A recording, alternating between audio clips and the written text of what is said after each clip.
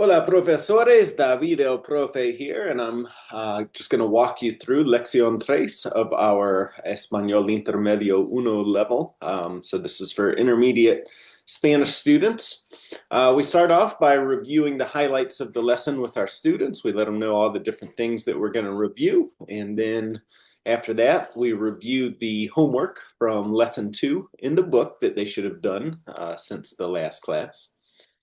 In this lesson, we're starting off by learning how to use the word para in the different use case scenarios. So we start off with the destination scenario. We run our students through a whole bunch of conversation starters. We move on to due dates, followed by a whole bunch of conversation starters. Next, we have how we use para before indirect objects, and then, of course, a whole bunch of conversation starters, and another use case of talking about our objectives with the word para, followed by a whole bunch of conversation starters. So as I'm doing these with my students, I explain to them what the word means, how to use it, and then I have them take turns asking each other the questions. The more they talk, the better it is for them. All right, we're going to talk about the verb volver in this class, which is a stem changing verb. We've got a few conversation starters with similar stem changing verbs where the O changes to UE. And then we're going to elaborate a little bit more on the verb volver and talk about how we can use this expression to do something again. We run our students through some close activities so they can practice conjugating the verb in complete sentences.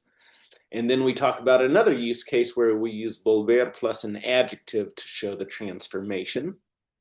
And then a few different questions to get them practicing that. Next, we have a reading activity. We're going to talk a little bit about the history of Latin America. So this is your choice, but I usually like to let my students read these slides as we're going through them. You can read them and let your students listen, but I figure the more my students are talking, reading, the better it is for them. So just a few different slides about the history, followed by some questions to check their comprehension on the activity. Next, we've got a funny beer commercial coming from Peru.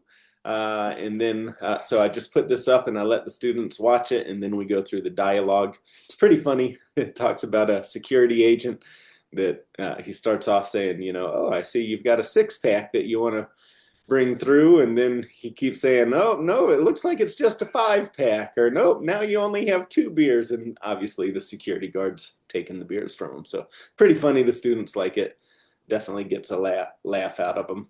Next, we're going into the imperative for telling people what to do, for making commands and stuff like that. I've got some images here, so we just have students practice imagine that they're telling somebody what to do in that situation.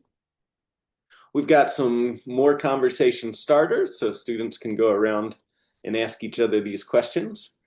We do some more conversation starters about Facebook, and then we wrap things up by giving them lesson 3 in the workbook. So check out the presentation. It's on TeachersPayTeachers. It's available in my teacher membership program, where I train teachers on how to use all these resources and how to sign up students. Let me know if you have any questions. Feel free to leave a comment on the video, and I hope you like what you see.